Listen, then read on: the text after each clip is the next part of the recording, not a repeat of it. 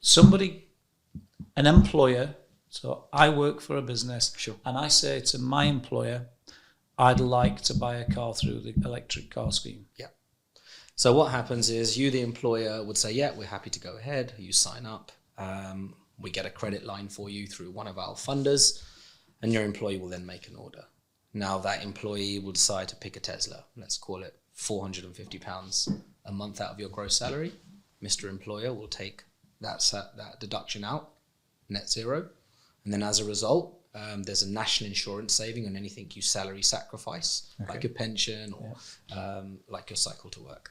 That cost, plus there's a reclaimable VAT of 50%. We add those two together, and that's the fee we would take as a business. And it means that the business is completely net zero. So there's no cost to the business. They're not worse off or better off. Okay. And Mr. or Mrs. Employee gets the best tax saving, best price for that vehicle. We went down this route because we always felt it should be a win-win situation for both sides. The business is not worse off or better off, but the employee still gets the maximum tax saving.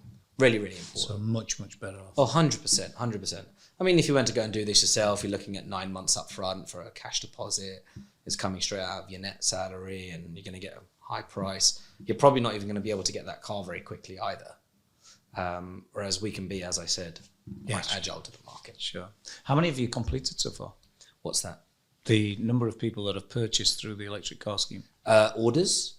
We're around 50% at the moment of people who have ordered cars have received those cars in a small space of time. Actually, it's testament to a new product we recently launched called subscriptions. We're the only ones in the UK at the moment to be launching that type of service. What does that do? So I'm sure many people have seen a B2C service where you can take a car out and on 30-day basis you can change your car. Okay. So there are these subscription services available. What we've done is partner with one of the largest in Europe.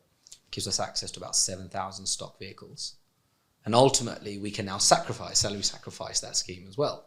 So where I said normal leasing could be anywhere from 2 to 4 years, we can now go as little as 12 months as a minimum lease time.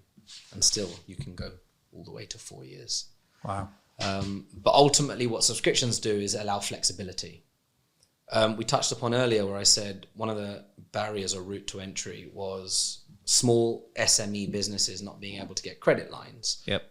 Because their business might have taken a hit over the last couple of years. No cash flow, whatever. Yeah. I mean, I'm going for my remortgage now and rates of 5-6%, right, which is scary. So companies now are quite touchy about giving people credit.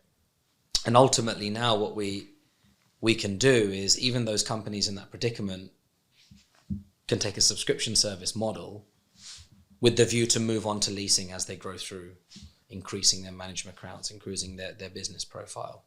This is good for those businesses because we can now reach a wider network and we don't really have to say no to an organization.